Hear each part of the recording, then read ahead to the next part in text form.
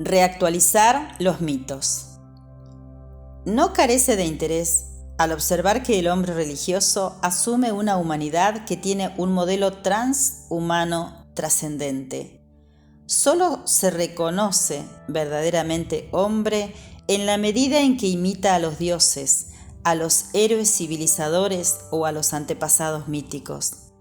En resumen, el hombre religioso aspira a ser distinto de lo que encuentra, que es en el plano de su experiencia profana. El hombre religioso no se da, se hace a sí mismo, aproximándose a los modelos divinos. Estos modelos, como hemos dicho, los conservan los mitos, los conserva la historia de los gesta divinos.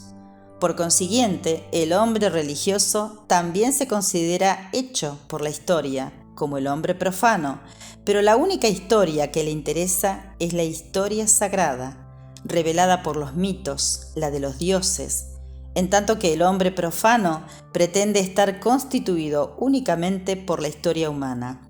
Es decir, precisamente por esa suma de actos que, para el hombre religioso, no ofrecen interés alguno por carecer de modelos divinos. Preciso es subrayarlo. Desde el principio, el hombre religioso sitúa su propio modelo a alcanzar en el plano transhumano, en el plano que le ha sido revelado por los mitos. No se llega a ser verdadero hombre salvo conformándose a la enseñanza de los mitos, salvo imitando a los dioses. Añadamos que semejante imitatio Dei implica a veces para los primitivos una responsabilidad muy grave. Hemos visto que ciertos sacrificios sangrientos hallan su justificación en un acto divino primordial. In illo tempore, el dios ha matado al monstruo marino y despedazado su cuerpo a fin de crear el cosmos. El hombre repite ese sacrificio sangriento, a veces incluso humano, cuando ha de construir un pueblo, un templo o simplemente una casa. Lo que pueden ser las consecuencias de la imitatio Dei se desprende con harta claridad de las mitologías y de los rituales de numerosos pueblos primitivos. Para poner solo un ejemplo, según los mitos de los paleocultivadores, el hombre ha llegado a ser lo que actualmente es, moral, sexualizado y condenado al trabajo a consecuencia de un homicidio primordial.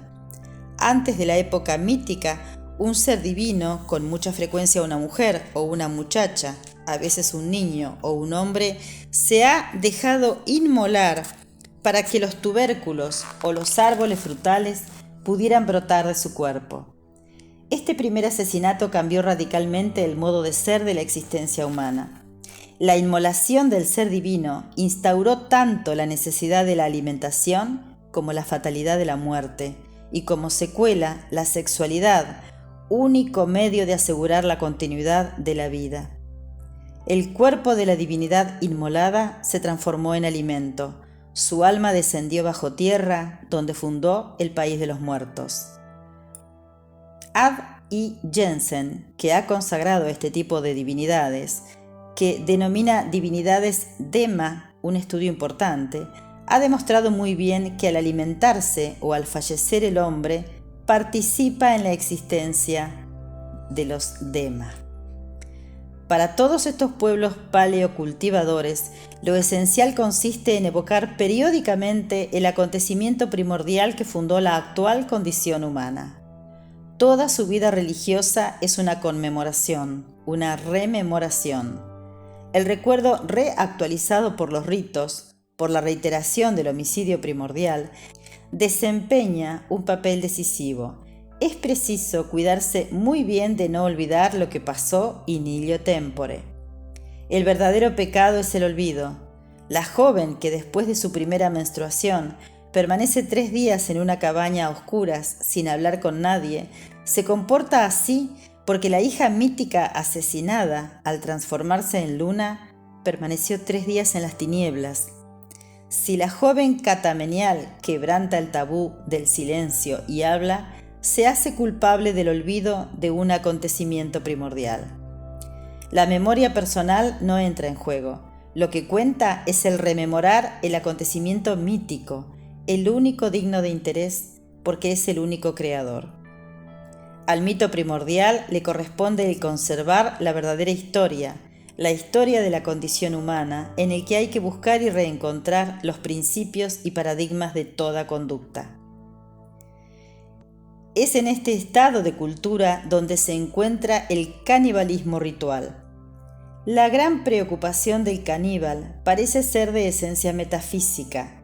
No debe olvidar lo que ocurrió in illo tempore. Volhard y Jensen lo han mostrado con claridad meridiana.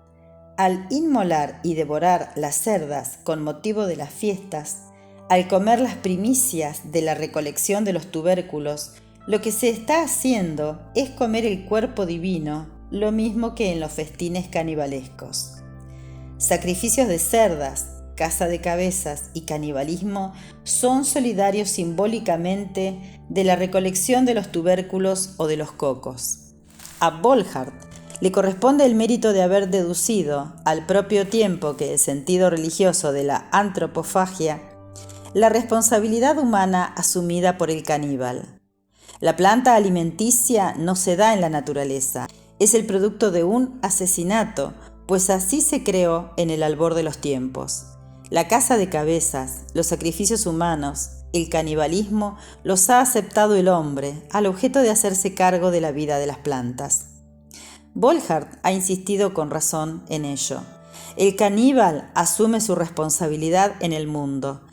El canibalismo no es un comportamiento natural del hombre primitivo. Tampoco se sitúa por lo demás en los niveles más arcaicos de cultura, sino un comportamiento cultural basado en una concepción religiosa de la vida.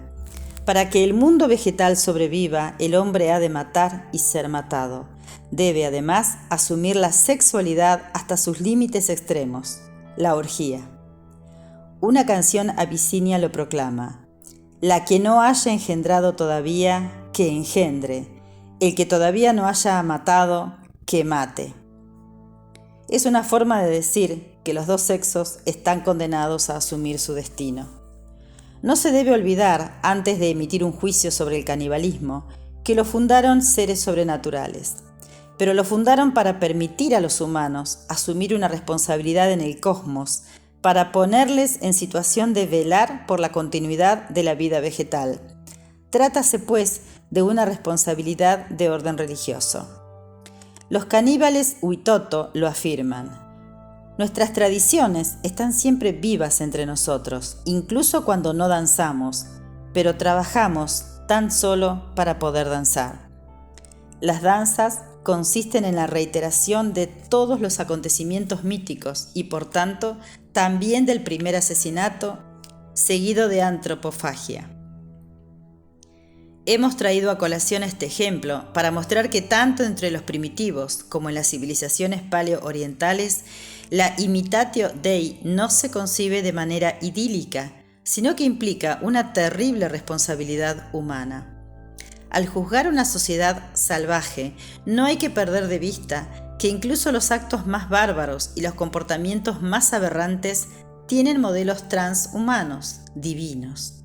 Problema muy diferente, que no abordaremos aquí, es el de saber por qué y a consecuencia de qué degradaciones e incomprensiones degeneran ciertos comportamientos religiosos y se hacen aberrantes.